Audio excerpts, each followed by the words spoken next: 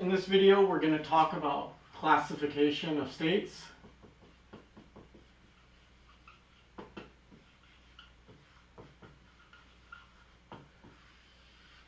So far, we've pretty much introduced one type of state in a Markov chain, which is an absorbing state.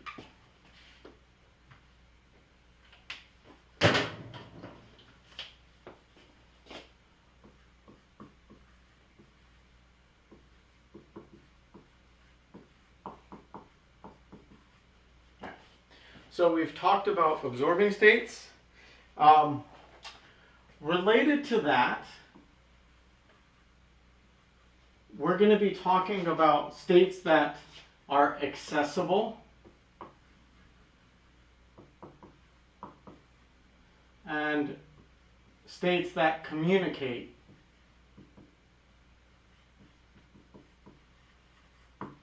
with each other. Okay? From these two ideas, particularly the communicate, we're going to talk about classes of states. So in this video, we'll be discussing these three topics. So accessibility, communication, and classes of states. All right, so as a quick reminder,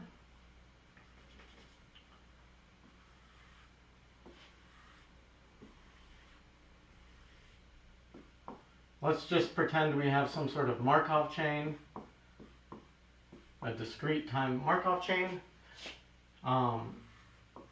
And actually for this state, I'm going to do a self loop. And this probability is 1. And everywhere else, the probabilities are the self-back loops, let's say, are less than 1. And basically what we've learned so far is that if we number these states 1, 2, 3, and 4, then 4 is an absorbing state.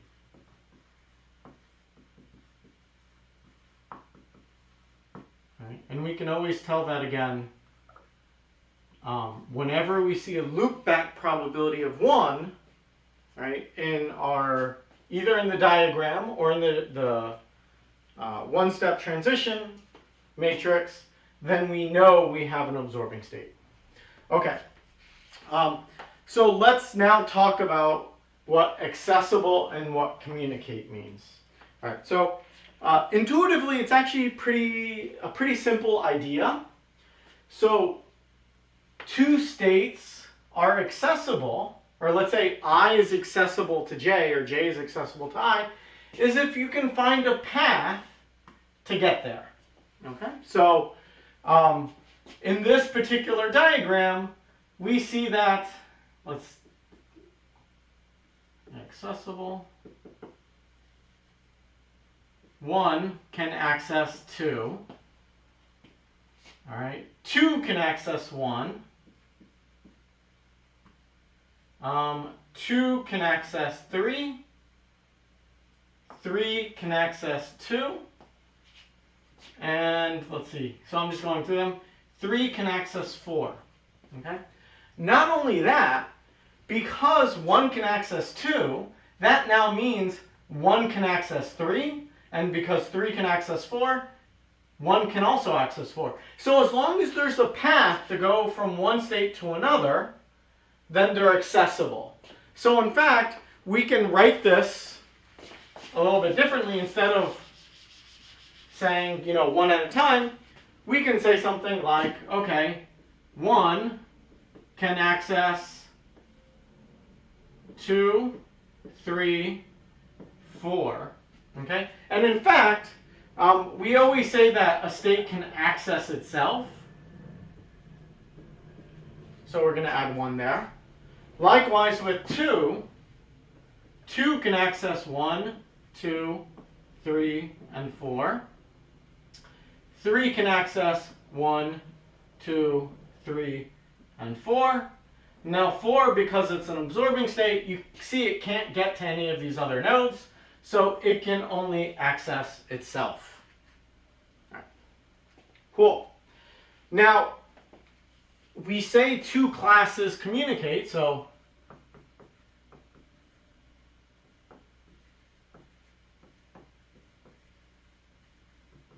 communicate if J is accessible to I and I is accessible to J. Okay? So in this case, what we can see is, and the way we actually write this is we use a double-headed arrow to say I can communicate with J, so it goes both ways. All right, you'll notice here we just did it in one way. And so in that case, if we look back at this example, what we see is 1 communicates with 2, all right? 1 also communicates with 3, and 1 also communicates with itself, all right? Now notice here, 1 does not communicate with 4. And the reason for that is because 4 is not, you can't go from 4 to 1, so 4 is not accessible. 1 is not accessible to 4, okay? So in this case, what we see is state 1, all right, communicates with state 2 and state 3. Likewise, we're going to see state 2 can communicate with 1, state 2 can communicate with 3, and state 2 can communicate with itself, and state 3 can communicate with 1, state 3 can communicate with 2, and state 3 can communicate with itself. And lastly, 4 can communicate with itself. Okay? So intuitively, this is how we understand communication and accessibility between states. Now, we should go ahead and give a mathematical definition because in this class we'll mostly be dealing with simple ones where we have these diagrams, but in a lot of cases that won't be the case, and it's also useful to have a mathematical definition of what accessibility means. All right. So what I'm going to do is try to provide that to you. And let me erase this stuff. Oh, actually, so what I'm going to do is I'm going to erase this. All right. So any transition matrix that we have, it's going to look something like this. We have P11, P12, all the way to P1n. We're going to have some arbitrary Pij, and we have Pnn there, and Pn1 here. Okay, so we have a big matrix full of values. All right. So what is the relationship between accessibility and communication? Well, let's say on the first degree, we see that 1 can access 2 because there's a link right here. Now, that's equivalent to just looking at the values in our transition matrix and saying which values are non-zero. Right, so, if Pij is greater than 0, then J is accessible to I. Right? So again, when we have a link in the diagram, that means we have a non-zero value in the matrix, which corresponds to Pij being greater than 0, and so we can say J is accessible to I. But this actually isn't the definition of accessibility, but it tells us a quick sense, okay, we know I can get to j because Pij is greater than 0. But what if it takes 2 hops, right? We said 1 can get to 2 and 2 to get to 3. So 3 is accessible to 1. So how do we represent that? Well, in that case, we could augment this. We could say if Pij squared is greater than 0. Oops, and actually let me rewrite that. So we're going to take the matrices, square it, and then pull out the ij value. Okay.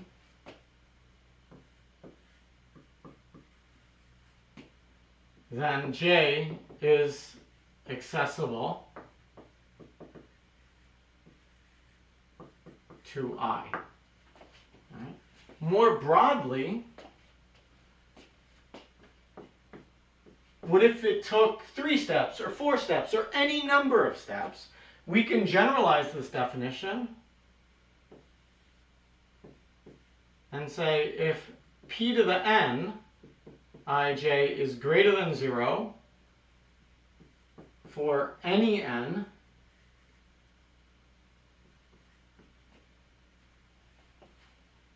oops, and I should be careful, let's do this at a lowercase n. So there's just some arbitrary n, has no relationship right now to the size of the matrix, although there kind of is one, but we won't go into that. So if for any power of n, right, if we take our transition matrix and we raise it to the n power, if the ij is greater than 0, then j is accessible to I. All right, so what we've done is we've said if a condition holds, then we can define some sort of relationship between I and j. Now let's sort of actually take it in the other direction and define what accessibility is in terms of this matrix.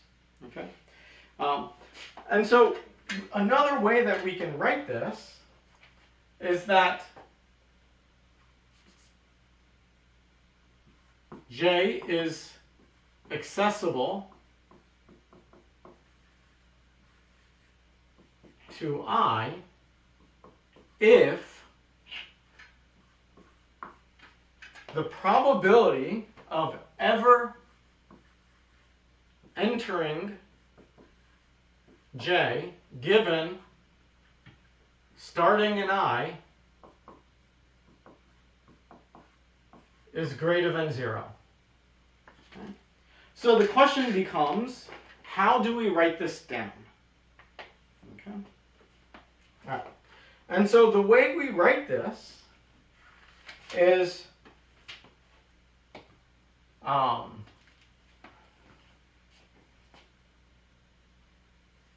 in terms of this matrix, j is accessible to I if and only if the sum, and here we're going to how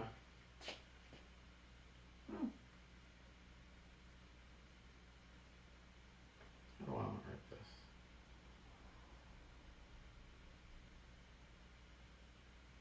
Yeah, I'll write it. If and only if the probability of n equals 0 to infinity,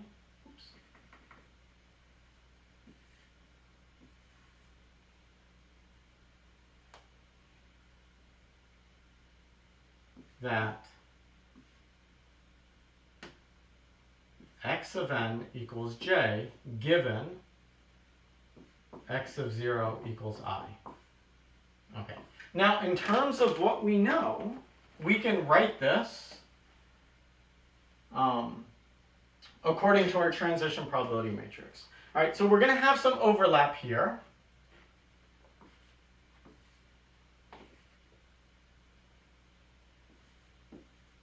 So we could write, or equivalently,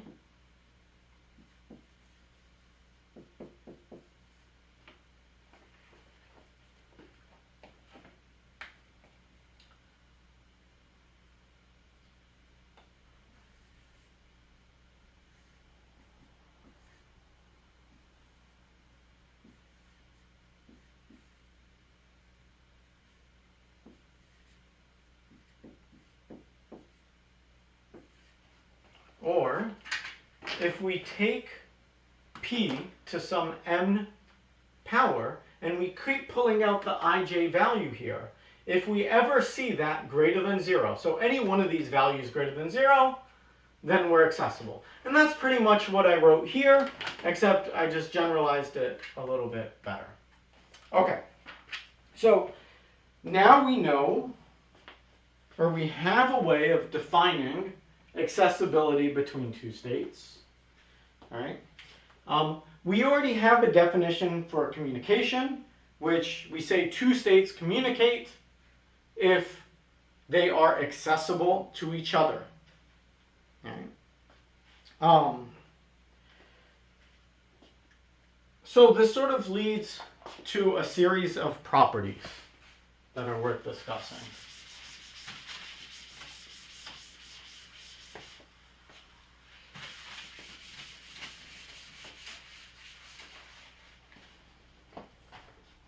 Okay. So communication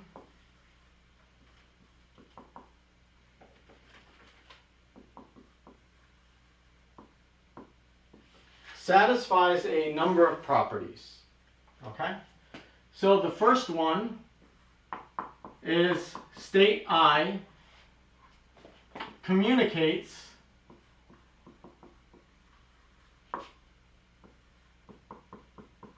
with itself.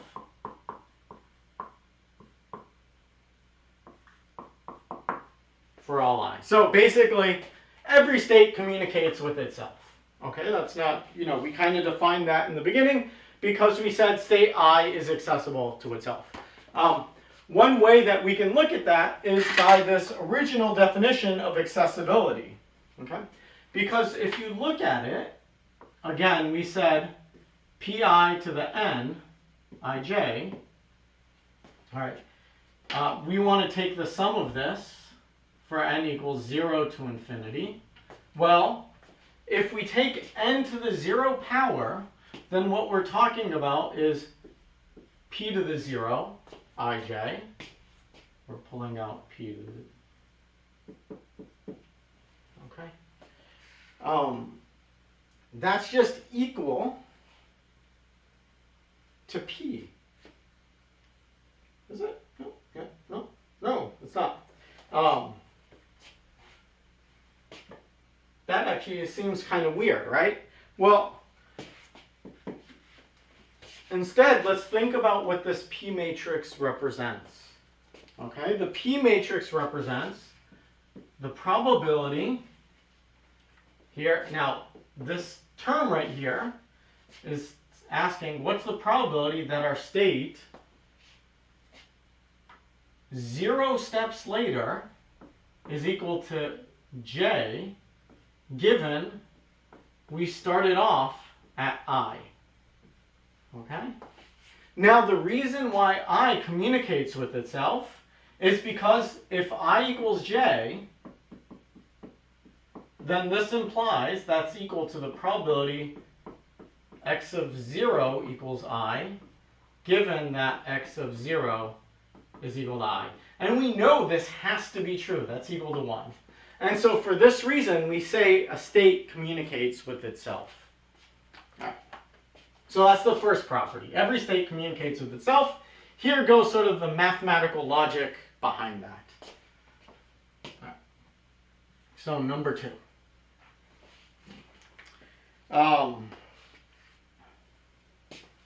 So the other one is if state I communicates with j, then j communicates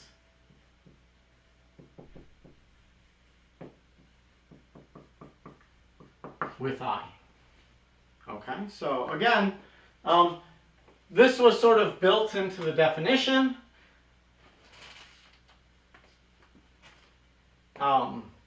Regarding accessibility and communication. So that's not too bad. So that's coming directly from the definition. Now, probably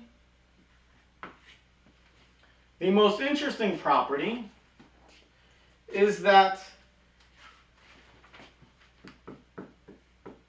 if state I communicates with J,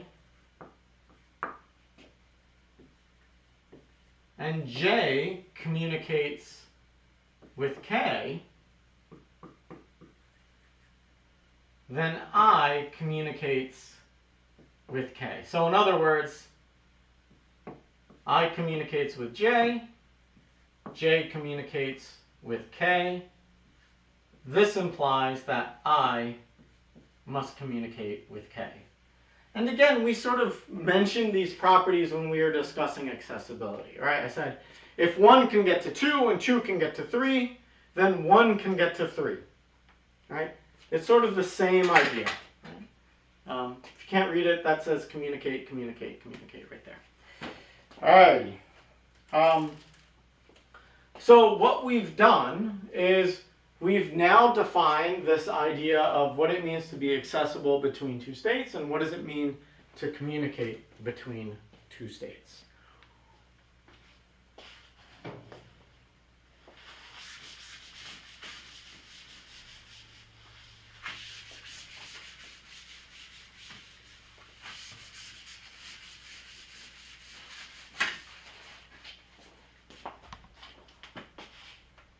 All right, so let's have a couple example problems. So I'm going to take a P matrix, 1/2, 1/2, 0, 1/2, 1/4, 1/4, and 0, 1/3, 2/3. All right. So even from this matrix we can tell a lot, but I'll go ahead and draw a diagram. So we got a 1/2 loop here, a 1/2 there, 1/2 here, 1/4, 1/4,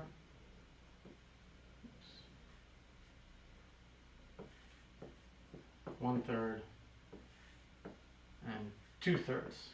Okay, so right off the bat we can tell we don't have any absorbing states because we don't see a 1 in the diagonal anywhere. Also, we don't see any, same idea, we don't see any self-back loops with the value of 1. All right. So let's talk about what's accessible to who and who communicates with who. All right. So what we see here is 1 can access 2. All right, so we see this in this matrix. 2 can access 1 and 3. All right, and we're assuming that it's accessible to itself based on the probability of communication. All right. Oh, sorry, let me. And lastly, 3 can access 2. Okay. So what we see from this is 1 communicates with 2, 2 communicates with 3. Based on the third property of communication, we can also tell that 1 communicates with 3. All right. Cool. All right, so that was a quick example. Let's do another one. So I'll erase this stuff.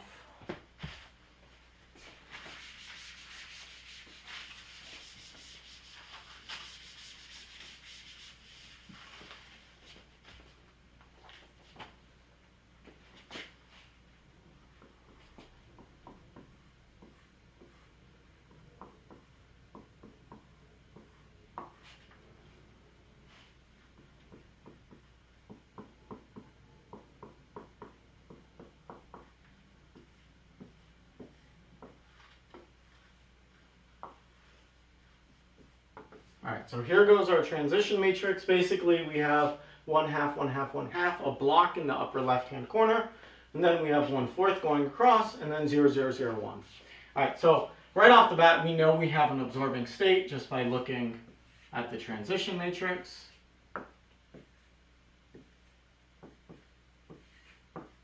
put that self-back loop there. 1 to 2 with 1/2.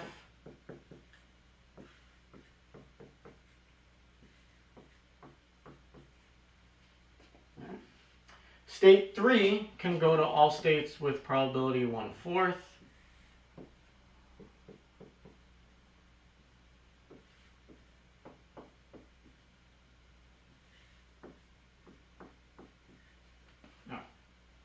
Okay, so now let's talk about who can access who and what is communicable.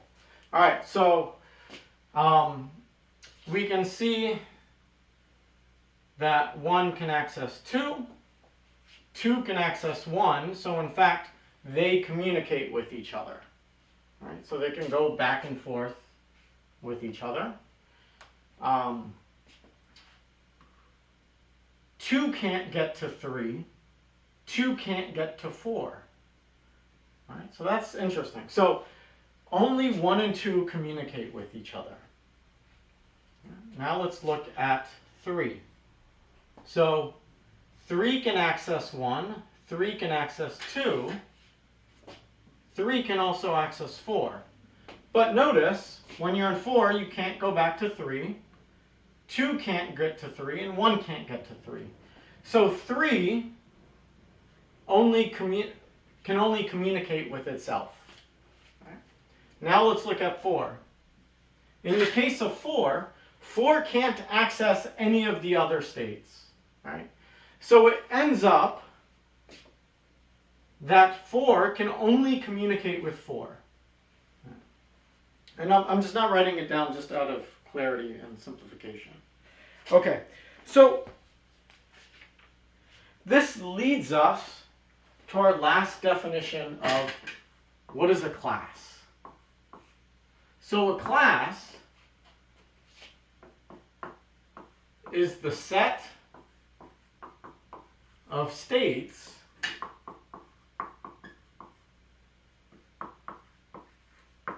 that can communicate